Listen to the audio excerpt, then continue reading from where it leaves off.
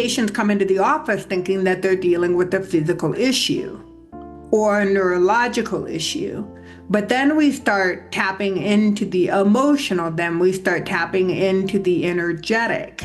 It's like the overarching themes are true. So the themes of each of the energy centers, it's like universal. I don't care what language you speak. Hello, my friends, and welcome to episode 116 of Toward a Better Life, the podcast featuring like-minded people sharing stories, ideas, and activities on what we can do to generate a better life individually and collectively. As I've been mentioning, today's world, well, it kind of really does need a lot of balance, a lot of harmony, and compassion and kindness. And that's what this show can do. It can help us achieve some of those things. And it, on so many levels, we want to do this, like personally, culturally, spiritually, to name a few. But it begins with each one of us as individuals. That's what I like to share. From around the world, we find others and seek out others of the same spirit, heart, and mind, and have them share with us all. And this is the platform, a school, a venue, if you will, to begin and continue that journey to wholeness and harmony. I also offer the opportunity to share your prose, your music, poetry, or storytelling on the show.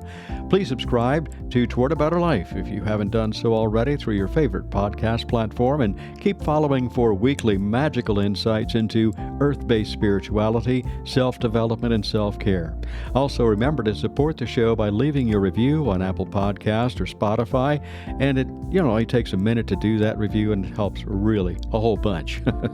Please visit my website too, towardabetterlife.com, and be sure to check out the events page. I'm pretty excited about this. I'm really excited about this because you can join me at my upcoming workshop, Ancestral Healing, Becoming the Hollow Bone. That's coming this April to Maine. Oh, but wait, that's this month. It's going to be in just a couple of weeks, and you can contact me to learn more about that. And there are still some seats available. Just, write me, kevin@towardabetterlife.com for the details. You can also contact me to learn about a free discovery call to help you on your own journey. Intuition and mysticism, that's what I want to look at this week.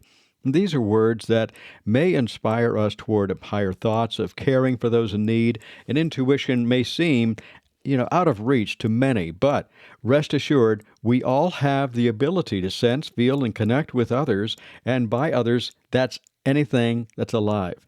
And, sometimes we think, intuition, that's just for special people. Well, we're all special. And, terms like clairvoyance, instinct, sixth sense, gut feeling, second sight, simply knowing, it may describe intuition, but I got news for you, folks. We all really do have it, and it's just a matter of learning how to exercise it. We get those feelings, when you walk into a room, the forest, a store, the office, the ocean. It's all about our connections and connecting. Intuition can be defined as an ability to understand something immediately without, any need for conscious reasoning. And we've looked at this, I know, a couple of other times in our episodes and heard from nurses, clairvoyants, others, and I'd like us to revisit intuition and couple it with mysticism. Now, mysticism can be described as the pursuit of a direct, personal, and transformative experience of the divine or ultimate reality. It's often achieved through contemplation, self-surrender, and rather than relying on external rituals or doctrines, we just simply know. It's a knowledge inaccessible to the intellect, and is usually attained through contemplation and self-surrender. Interestingly, if you look at some statistics that I looked at while preparing for the show, mysticism has been on the increase, especially in the past 50 years or so. Here's the question. Can intuition be associated with or likened to mysticism? We're going to address that question with today's guest, Dr. Mary Sanders. Dr. Mary has over 25 years of experience as a self-employed businesswoman and consultant, and 15 years ago, she experienced burnout firsthand and crashed really hard. And at that time, she didn't have the necessary tools or resources to navigate the difficult period in her life. So she panicked and she ran away to the other side of the world. And a lot of us have been known to do that, panic when the times are really getting tough. Now, she is wholeheartedly committed to supporting those who want to transform the way they show up in this world every day and experience thriving health, happiness, and purpose, utilizing the tools of energy medicine and spiritual embodiment and meditation. Dr. Mary is the host of the internationally acclaimed podcast Energy Medicine, where she talks about all the things that align the mind, body, and spirit. Dr. Mary earned her doctorate in chiropractic from Logan College of Chiropractic in St. Louis, and she completed her certificate in positive psychology from the Whole Being Institute. In addition, she completed her master's in intuition medicine from the Academy of Intuition Medicine in Sausalito, California. So, all that being said, Dr. Mary, well, let's join Dr. Mary and I as we chat about intuition and mysticism in this episode of Toward a Better Life. Today I'm going to talk with Dr. Mary Sanders. Hello, doctor. How are you today? Oh, I'm wonderful, Kevin. Thank you so much. I sincerely appreciate your willingness to have me on as a guest today. Thank you. We are looking at a lot of different things these days, and most of it I like to think of, particularly those our listeners are real interested in trying to help themselves naturally and trying to work within the scope of the natural world. And when I saw terminology that's reflected by the little thing that you put together that I read, the biography, you threw in some words that really caught my eye. And some of that stuff includes things like mystic and, working mysticism and being a modern day mystic. And that was just really, really interesting to me. With that thought in mind, would you just kind of give us a little background on Dr. Mary and tell us what you do, and let's go from there? Sure. Well, first and foremost, listeners, I am so excited to connect with Kevin because with the brief amount of time that we had before we tapped into the show today, I know that we're going to have a very heartfelt, heart-centered, and really kind of a juicy conversation today. So I know we're going to get into it, and it's just my honor to be here. I've been a practicing chiropractor for a little over 30 years. And in that time and in that space, I always practice on that realm of using techniques that have been verified and proven by hardcore science. And then yet, I was practicing techniques and modalities that have yet to be proven. And quite honestly, I hold space for all of it, meaning that I want whatever is going to serve the patient to their highest good at all times. So if that means that I am sitting there saying to the patient, saying, honestly, I really don't know how this works. I just know that it works. And they say, you know what, Dr. Mary, I really don't care because I feel better when you do this. Just go ahead and do it.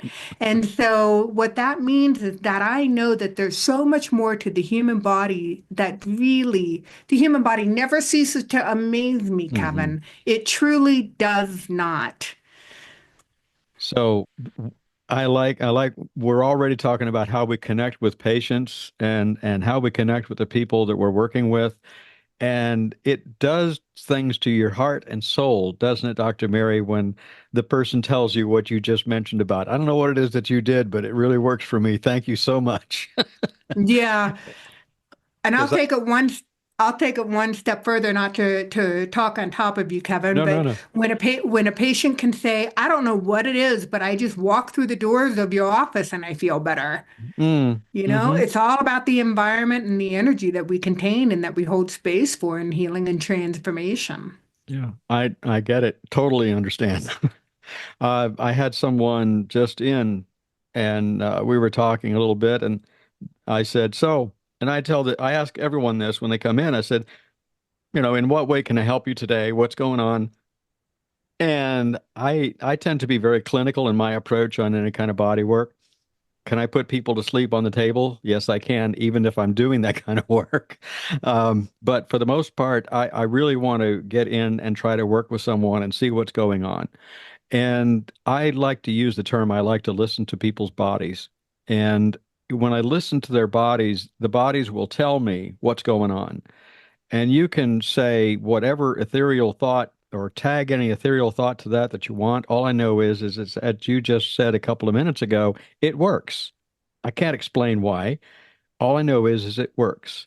And when I'm really connected with that person, it's there. And so I asked them today, so what do we need to do? She says, whatever you think. I said, okay, we'll just kind of wing it. And a little ways through, I picked up on an energetic thing with them, and I worked through that energetic thing, and it helped them even more. Imagine that. I love it. I absolutely will follow that as well. There are two famous things that I'm notorious for saying to patients, and that is number one, is it okay if I work with you intuitively? Mm. And then second of all, well, if you did know what was going on with your body, what would your body tell you? Oh, there's a good one. Because that goes along with some of the stuff that I've heard before, where they talk about making connection with your inner physician Hmm. and seeing use the term, what does your higher self want? What, not what you want. What does that inner side of you want? And what can I do to facilitate that? People talk about us being healers, and I like to use the term instead, I'm a healing facilitator. I don't do the healing. You do. The patient does the healing. I'm just, and I use this term too, that I'm the guy with the flashlight. It's up to you to take the walk, Hmm. you know. That's so true. Yeah. Again, I totally agree with you, Kevin, that we are facilitators. The people that walk into our office are truly the beings and the spiritual entities that do the transformation. So it's always an honor to get our hands on people. We could talk about that all day long. Yeah. When we set the intention to be of service to the other person's highest good, there's nothing shy of miracles that can't happen. So what brought you into this way of life, this way of thought? I mean, you've been Mm. practicing for 30 years. What was there like a moment where you said, "Oh, this is what I want to be," or was it a kind of a process that you went through? What brought you into Yeah. chiropractic and holistic work? Okay, so here's the truth, Kevin. I knew at the ripe age of 3, that I was destined to have my hands on physical bodies. Hmm. I just knew it. And so what that meant was that I was born with a natural ability to have a heightened sense of psychometry. Hmm. On top of my psychometry, I was incredibly clairsentient. And so I literally would touch my way, feel my way through the world. And as fate has it, I excelled, in traditional academic standards, and I went my undergraduate degree was in chemistry and zoology, and 3 days later, I was sitting in chiropractic school. And when I was in chiropractic school, I was with my people, my tribe for the first time in my life. And I was, surrounded by like-minded people that were talking about the body's ability to heal themselves inside out, above, down, inside, and out. And so I just allowed my natural strength to come back on board as far as my psychometry and my clairsentience, that it guided me through the curriculum to where I had an understanding of the scientific foundation, yet I intuitively knew that there was so much more to the body than the eye can see. Hmm. Okay. So Yeah. I've always known that. So, as fate has it, I go into practice, I fumble my way around, and I transitioned. I transitioned from somebody that was incredibly intuitive and insightful to being a businesswoman, to Hmm. working for an overhead, and to, seeing a high volume of practice or a high volume of patients. And quite honestly, I hated it. Hmm. I hated it. I went through a burnout. My body crashed. Everything about my spirit told me that this was not right. Ah. And so then my husband and I moved internationally. We sold everything in Colorado Springs and moved to Ho Chi Minh City, Vietnam. Wow. And it was when we were in Ho Chi Minh City that I just went through this identity crisis. I didn't know who I was, what I stood for, what my purpose was anymore, and why was I still on this planet. Wow. So from there, I got heavy into meditation, and something really miraculous started happening. I was having some really incredible insights. My intuition came back online and then some. And then I was feeling like I was a little crazy. I was highly sensitive and receiving all of this information. But yet I still needed to have an understanding as to what was happening within the neurology of the brain that allowed me to view the world from this expanded place. And that led me into studying underneath Dr. Tal Ben Shahar. He was teaching the neuroscience behind meditation at that time. So I went and I did another certification in positive psychology just so I could better understand what was happening with meditation and the neuroscience. As time passed, I still could not ignore how I was receiving information intuitively through my system. Life taught me that I had some gifts, and so I enrolled in the Academy of Intuition Medicine in Sausalito, California. And that's where I learned how to reconnect to the Earth's frequency, learned how to reconnect to the most sustainable frequency that we all have as beautiful spirits living in a human body. And so, what that can do for healing and shifting and transformation and aligning our life force energy. So, really bringing the accountability for health and wellness, and whether it be physical, emotional, chemical, spiritual well being, back online. And so now I stand up and I practice as a medical intuitive, incorporating all those individual strengths. Okay. So you're still a chiropractor and you're a medical intuitive at the same time. And how do those work together? Awesome. As I thought. How does it work for you, Kevin? It works pretty good. No fair. You're not allowed to ask questions. That's not true. There are so many times that I've chatted with people that for whatever intent and purpose it may have been, at some point they would come to a place and they would come to that place, they would have quote quote successful life for all intent and purposes, but they weren't happy. They simply were not happy. And they lost their joy. They lost the excitement. They lost everything. And they just, what do I do now? And it so often is the case that they learn, and I've heard it so many times, it's what you said, they learn through meditation or they learn through self-examination. And then one just really plays off the other. And it's just really, really good to do that. But once we make that connection, the beauty and the magic and the mysticism of it all comes in like gangbusters. It's incredible stuff, isn't it? It is. It is. And to play off that in conversation, that's what led me to better understand how to utilize intuitive information that flows freely through us to better understand how energy travels through our environment from various different people, places, and things, and how it can be assimilated within our own physical energetic system. That right there is the key into transferring into the endocrine system, transferring into the neurology, transferring into the soma.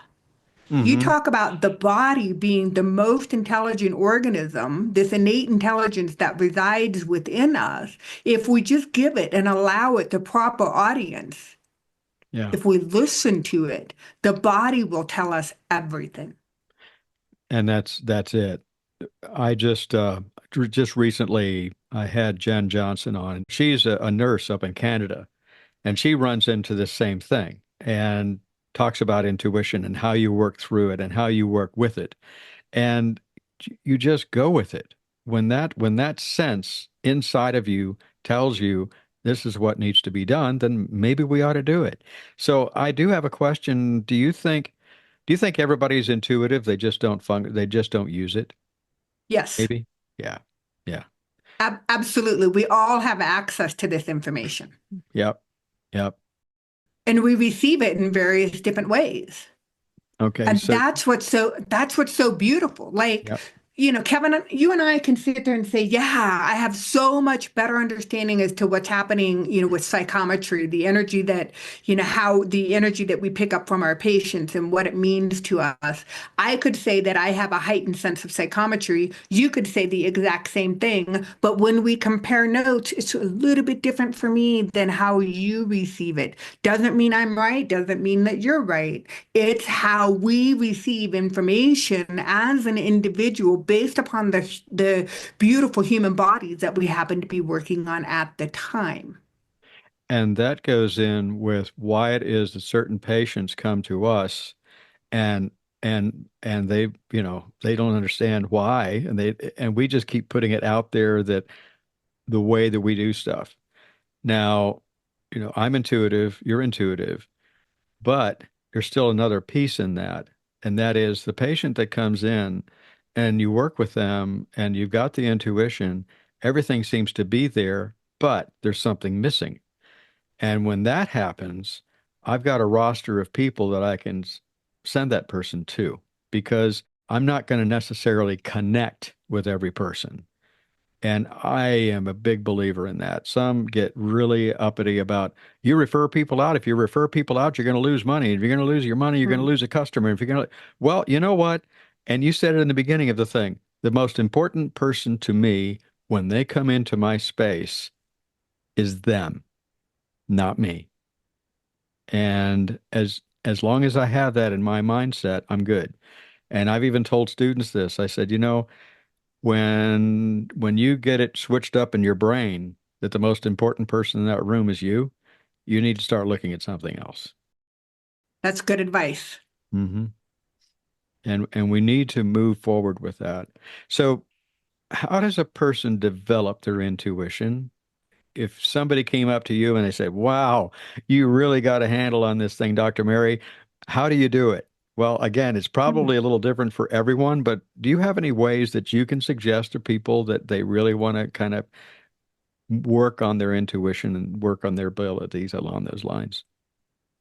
Yeah, Kevin, I wish that there was one easy answer because No, there's not. they're There's not. not. Now, I'm going to share with you in the audience that I was born hearing impaired. And so my hearing capacity is 50% what the normal person would hear. Okay. Okay. Mhm. Now, I believe that when you have a challenge or a deficiency in one of your traditional five senses, that the universe, literally, there are extra senses that we can have and tap into above and beyond the traditional five senses. I Right. believe this. I believe this to be true. And so, if I was born into this world and I chose to come into this world hearing impaired so that I could lean into other strengths, I knew that I was spot on with my hands and I knew that I had the ability to perceive other people's energies within my own physical body. Okay. Yep. So, now, if somebody were to have pulled me aside at the age of, let's just say, 45 and said, Mary, are you intuitive? I would have said, well, yes, but not like so and so and so and so. And I'm certainly not clairvoyant like so and so and so and so. I would compare my skills to somebody that was outside of me. And so what I learned at the time that's why I enrolled in the Academy of Intuition Medicine in Sausalito, California, because I knew that the instructor, Dr. Francesca McCartney, would talk about various different ways to receive and perceive information. And so through the tools of meditation and awareness, I was able to cultivate and to focus on areas that I wanted to strengthen. So, for example, if somebody says, hey, Dr. Mary, how do I increase my clairvoyance? I would say, well, for me, what worked was using light deprivation goggles and training myself to meditate with my eyes open. Hmm. That was hugely transformative for me. Okay. If somebody were to say, how do I develop my clairsentience? I would say know and connect to your own physical body so you can clearly identify what's yours and what's not yours. So that when you are moving throughout the world, if you get a weird ache or a weird pain or a weird sensation, then you can start to say, that's not mine, number one. And then you start to ask, well, what is this? Who is this? Where Hmm. is this? So then you start to ask the right questions. Right. Okay? The same thing with direct knowing and being able to access all the information through the seventh chakra. Okay, is it a linear train of thought? Is it a single concept that you latch onto? Is it an entire story? It's different for each person, but once you start to identify what's yours versus other people's, emotions, feelings, physical ailments, then you can lean into the important question, well, whose is it? Where is it coming from? And why is it there? That helps develop intuition. It does. And I would say one of the things that even for me that works is what you've just said verbatim. And I don't know how many times it's happened to me that I will get a pain. That's the way it works for me. I'll get a pain, I'll get a sense, and I have seen it where out of the blue I'll get something going on. And I'll just say, I know this can't be mine. This really isn't. And like I said, it's a quote. It works, everyone. It does work. There's at least two people here that that agree with that. And there's certainly a lot more out there, but I say first thing, is it mine? And Mhm. I will wait for some guidance, inner feelings. You can work through your solar plexus, you can work through your heart, you can work through all kinds of areas. And is it yours? Okay. One, okay, it's not mine. My next question is, who is it and where are they? I put the where are they because sometimes it's a real pain and I really want it to be done with. And invariably, after I acknowledge that, say what you will, but invariably, usually within anywhere from 24 to 72 hours, I make a connection with that person. And guess what happens to that pain, Dr. Mary? It transforms. It no longer exists. Yeah, because they'll say, "Well, how do you know? How did you know that I had this pain right here?" And I said, "Because it's been my pain for a few days." And then sometimes I have a really good relationship with them, and I'll say something to the effect, "I'm so glad you came in to see me today." And they said, "Really?" I said, "Yeah. Now I can get rid of my pain." Yeah. Yeah. And it's true. When I hold sacred space for another person, it can be physically or remotely. When I get somebody, occasionally you'll get somebody that mirrors back to you the same patterns that you carry within your body. When I have that experience, like you'll ask, is it mine? I automatically kind of toss it back into like a river. I dismiss the information as if it's Yes. not mine. And then if it comes back a second time, I dismiss it a second time. If it comes back a third time, I'm like, okay, so here's the scoop. We're dealing with a similar frequency right in this area. And then, we work through intuitively on how to transmute it. But yes, it's so clear as to what's yours and what isn't. And you use the same test I do. But talk about intuition.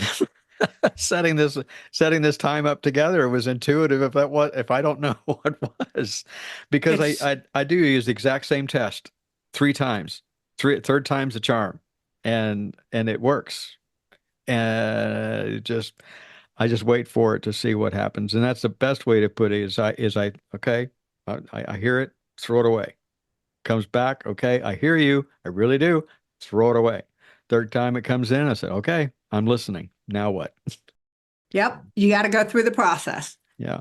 So you mentioned remotely. So do you do this work remotely as well, or is it all in person? Okay. Yeah, so when I was going and attending through the academy, my husband and I, we were still living internationally. So we lived internationally for 10 years, and I was very skeptical that I would ever have a brick and mortar place, a physical location in which I would call my office again. And so that I knew that I wanted to be able to hold space remotely for people. So when I attended the academy, I attended remotely. I was forcing myself into a situation, and I did. I had some limiting beliefs around it when I entered into the academy. Like, how can I really process this information remotely? And guess what? I just did. The container was so tight, it was so solid that the information was transmitted, and it was transmitted in a way that the integration process was pretty seamless. Okay, so we're talking about, can I use the term distance healing? Absolutely, Kim. Yep, absolutely.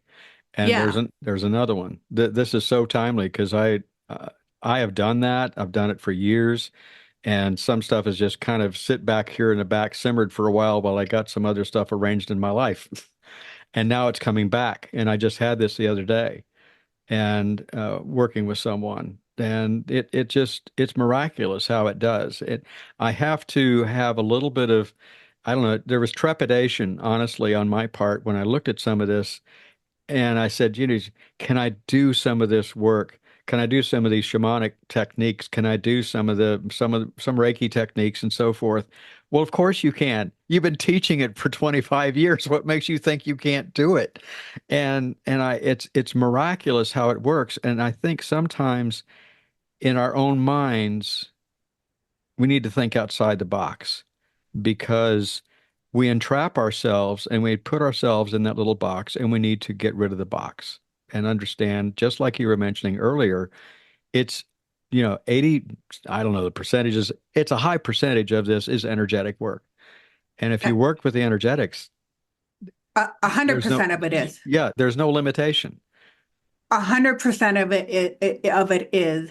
And essentially, energy is not bound by time nor space. Right. And so we know this intellectually. And then what ends up happening is that we, as facilitators, have enough experience and knowledge is to hold an entrainment frequency. And so when we are entrained at this frequency, we're just harmonizing with another beautiful spirit, right? Who may Hmm. not be in the same location that we are, Right. and that the communications and the lines of the information just flow. They flow effortlessly. Right.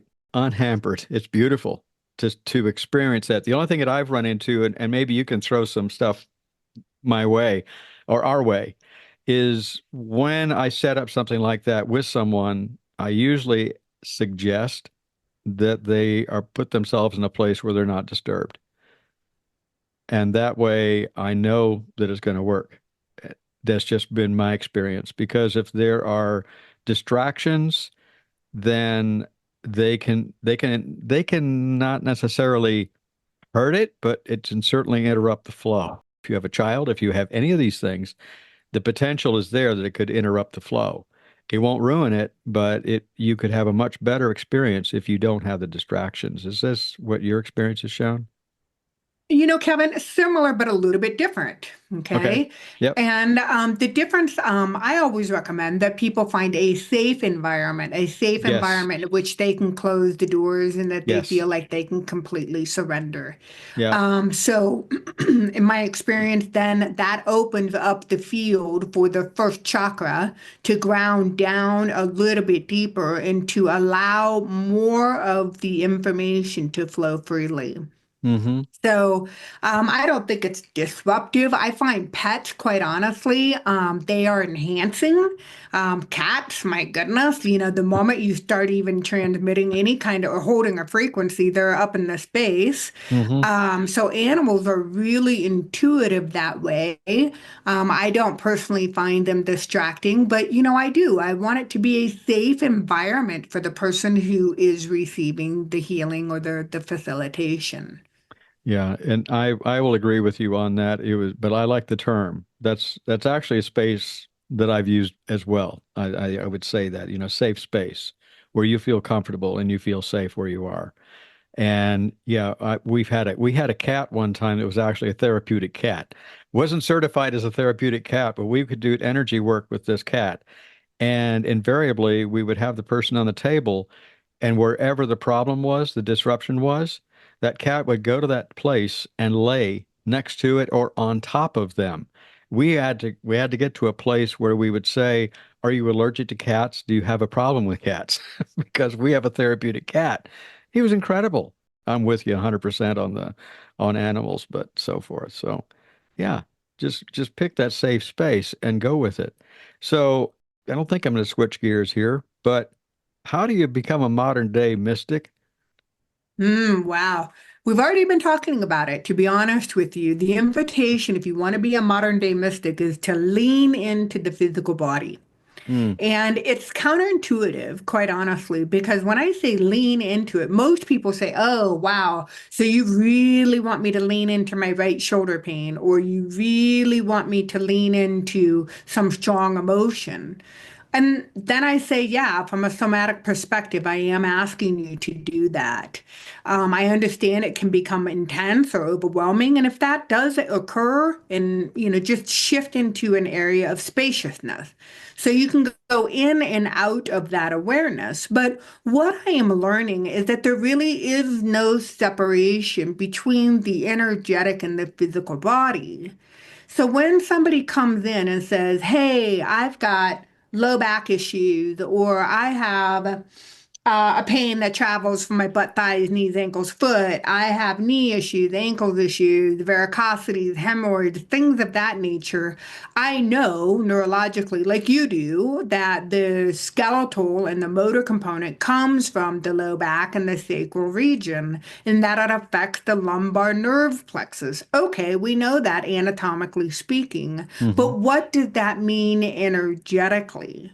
Yeah. What did that say about the first and the second chakra? Hmm. What kind of themes are frozen in the tissues or within the cellular memories? What version of self is distorted that is allowing that version of self to manifest? So you can't separate any of these things.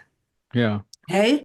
Patients come into the office thinking that they're dealing with a physical issue or a neurological issue. But then we start tapping into the emotional, then we start tapping into the energetic. It's like the overarching themes are true. So the themes of each of the energy centers, it's like universal. I don't care what language you speak.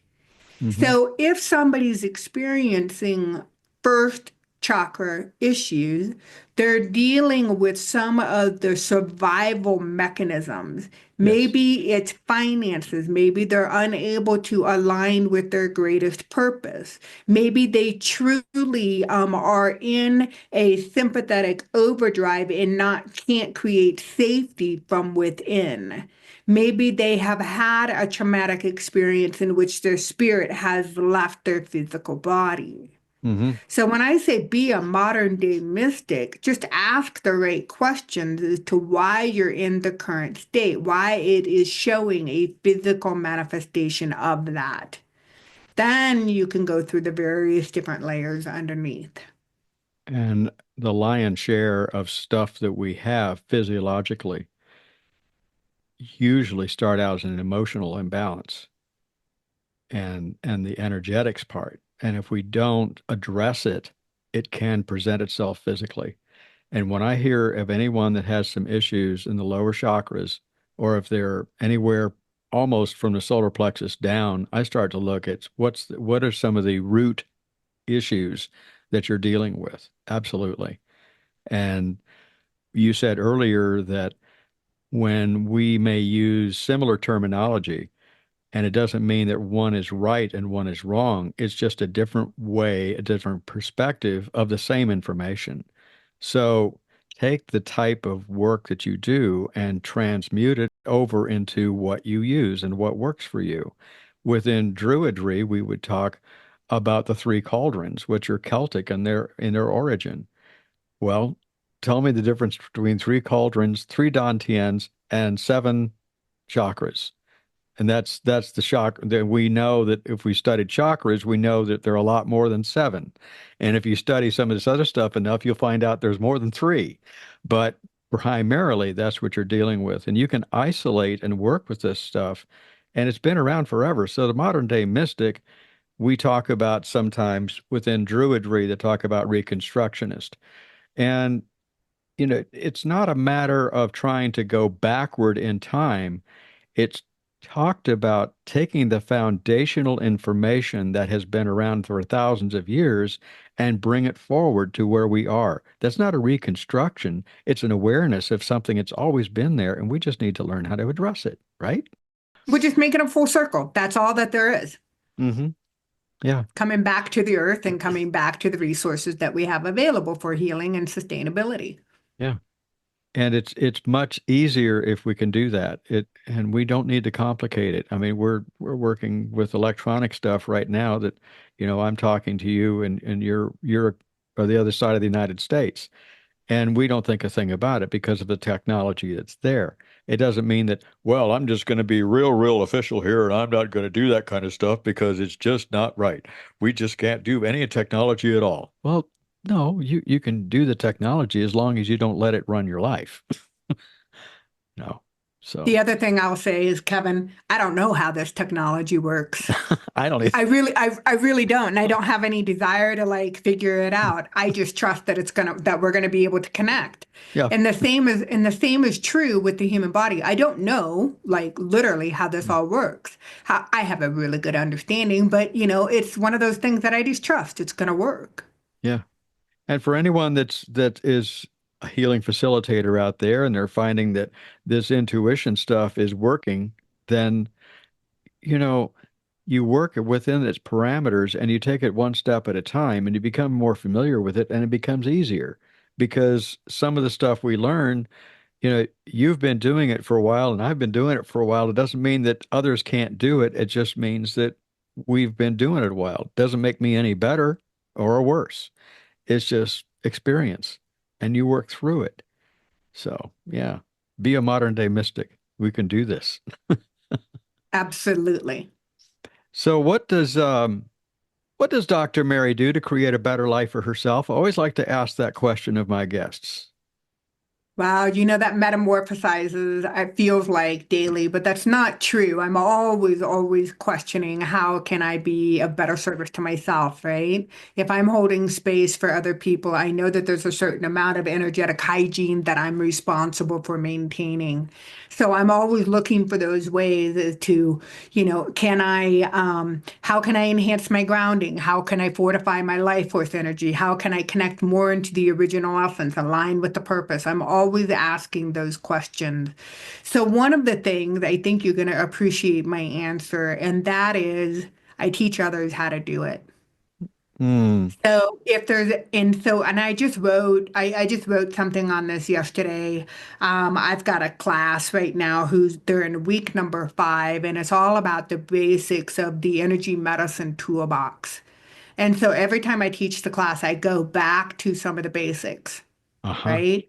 Yep. And so I'm thinking, as one would naturally think, as you evolve, that perhaps maybe some of the basics and the foundations, you don't need them after a while. But guess what? You do. They are still just as effective. Those techniques that you learned my first year in the academy, that I learned in the first year in the academy, still serve me. They Yep. serve me to be my highest good, my greatest version of self, and it allows me to strengthen my ability to serve others. Okay. Okay. And that is the greatest gift is to give it away and just keep doing that. I understand it totally because I love sharing this stuff too with other people. It's one of the reasons I do this podcast is Yeah. recognizing that this sort of stuff, everyone, is available to anybody. And you just need to kind of step out of that comfort area and step out of the box that you're used to and try something a little bit different. So, if someone is really feeling connected with you, Dr. Mary, how do they get in touch with you? What's the best method of doing so? Oh, I appreciate you asking that, Kevin. But first, I'm going to invite the listeners. If you're feeling a resonance, that's your intuition. Hmm. So lean into your intuition. If your gut is telling you, "Hey, I need to reach out to this lady. She's got a few things that I'd like to learn more about," then lean into that. Follow up with it, meaning that there's always the opportunity on my website for a discovery call. Because it doesn't mean just because you're leaning into the intuition saying, I'm curious, you're going to know one way or another. There's going to be a gong that goes out when you connect with me personally as to whether or not I may be of service to you. And as Kevin said earlier, that if I am not the person to be of service to you, trust me, I know a lot of other facilitators that I can refer you to because there will be a good energetic match for you somewhere out there. But, it's worth the discovery call to find out if there is a gong that goes off for you when we connect. Okay. And is there a website? Yes. I guess I should mention that. And the website is my name, and that is www.drmarysanders.com. So it's Dr. Mary Sanders. Okay.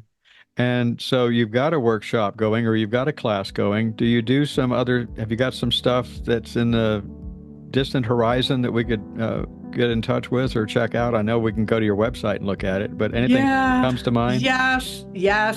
Every month I hold a group healing transmission specifically for connecting into the somatic body. Okay. So that happens. And then on a yearly basis, I also do an international retreat to where I hold space for those that are looking to do more body movement through yoga and learn, some more energy medicine tools. So next year, 2026, we're heading over to Greece. So if that sparks any curiosity for people, just let me know. Okay.